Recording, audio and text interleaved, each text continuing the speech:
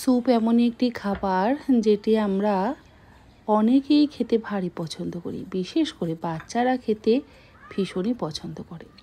Hotel বা রেস্টুরেন্টে যখন আমরা খাবার খেতে যাই, অনেকেই প্রথমে স্যুপ অর্ডার করে খেয়ে থাকি।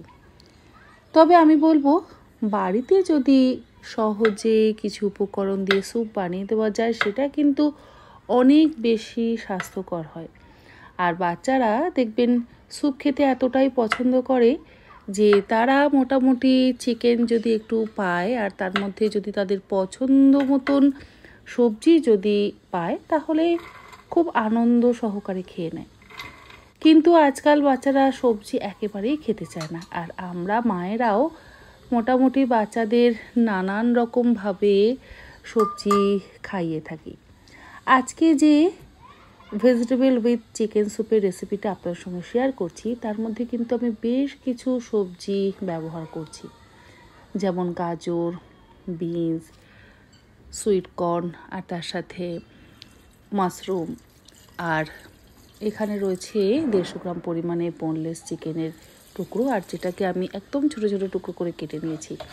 সমস্ত কিছু ছোটো টুকরো করে কেটে নিয়ে প্রেশার কুকারের মধ্যে দিয়ে তার মধ্যে দিয়েছি একটা মিডিয়াম সাইজের কুচিয়ে নেওয়া পেঁয়াজ, আর 10টা থেতো করে নেওয়া রসুন, স্বাদ অনুসারে লবণ, আর পরিমাণ মতন জল। গোলমরিচও অবশ্য একটু দিয়ে দিয়েছি।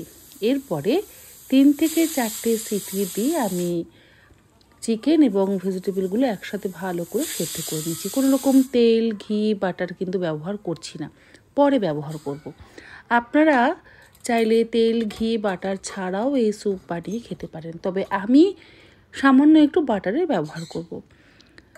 সমস্ত ভেজিটেবল খুব ভালো করে সেদ্ধ হয়ে যাওয়ার পর এর মধ্যে আরও একটু জল আমি অ্যাড করছি, অবশ্যই গরম জল অ্যাড করছি।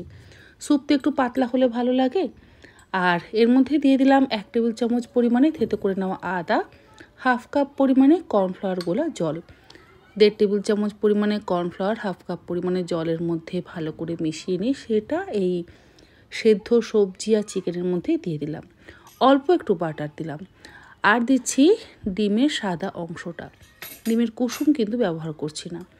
এরপরে সমস্ত কিছু একসাথে ভালো করে মিশিয়ে আরও 2-3 মিনিট ফুটিয়ে নিলেই আমাদের ভেজিটেবল উইথ চিকেন স্যুপ কিন্তু রেডি।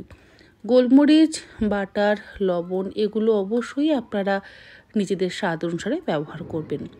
সর্দি কাশি যদি লেগে থাকে আর যদি গলা ব্যথা হয়, তাহলে কিন্তু আপনারা অবশ্যই এই স্যুপ বানিয়ে খেতে পারেন।